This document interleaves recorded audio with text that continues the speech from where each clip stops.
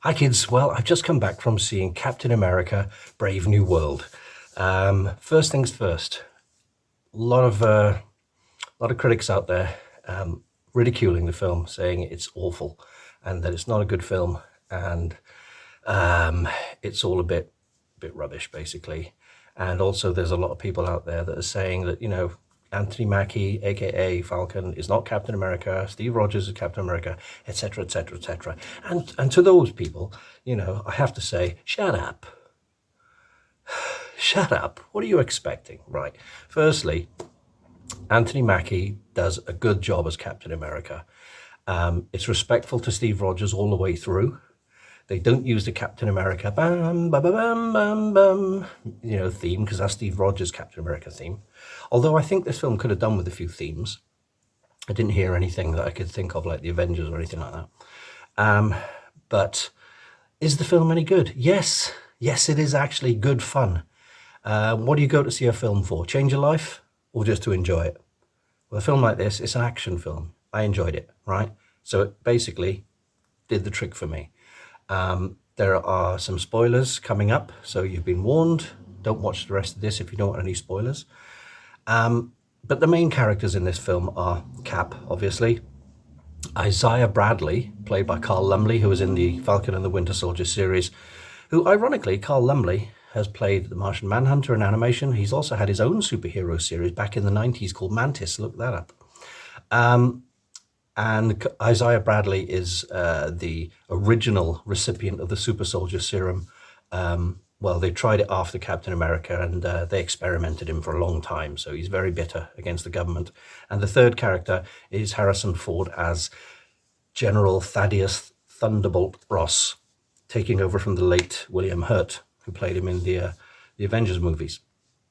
Now, the bad guy is Samuel Stearns. We're going back to the Ed Norton Hulk movie. There's a lot of connections with that.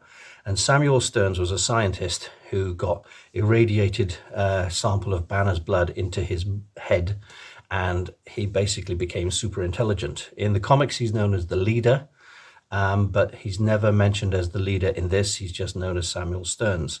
And he's sort of masterminding this whole thing to take down the president and actually start a war. There's a lot of sleeper agent type stuff. There's a lot of semi-political stuff. I mean, I'm not talking like current, current day politics, but it's all set within the military and the government and the White House and with the president, etc., etc. Harrison Ford is good in the role. He's good.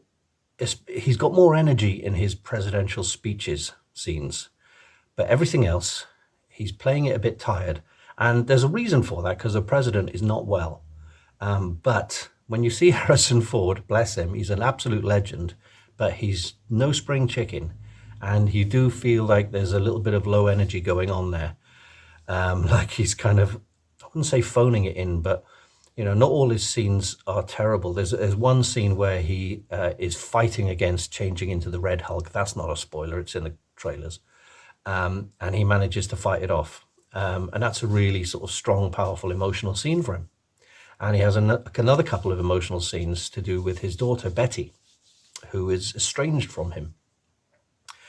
So Cap is joined this time by a young lad who we saw in previous installments, played by Danny Ramirez.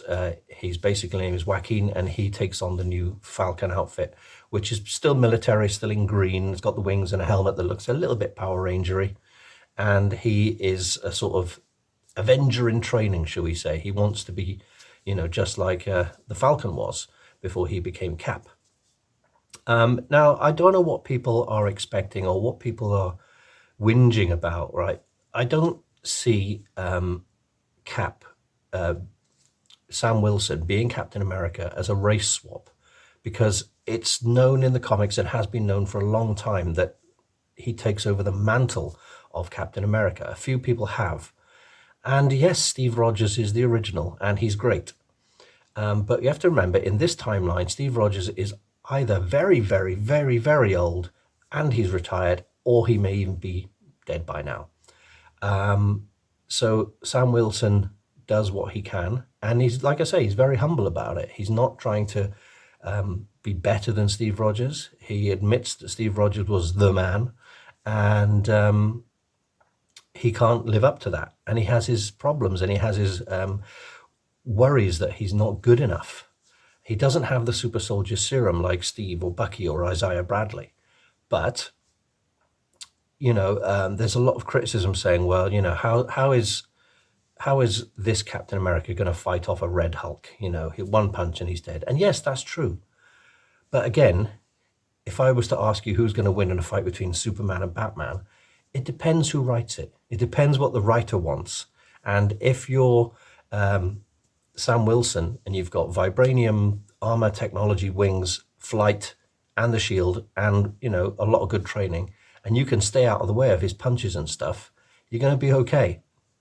Now, there is a little bit of Sam being, I wouldn't say superhuman, but almost immune to some injuries. In an early scene, he gets into a fight and a guy says, "I felt your rib go."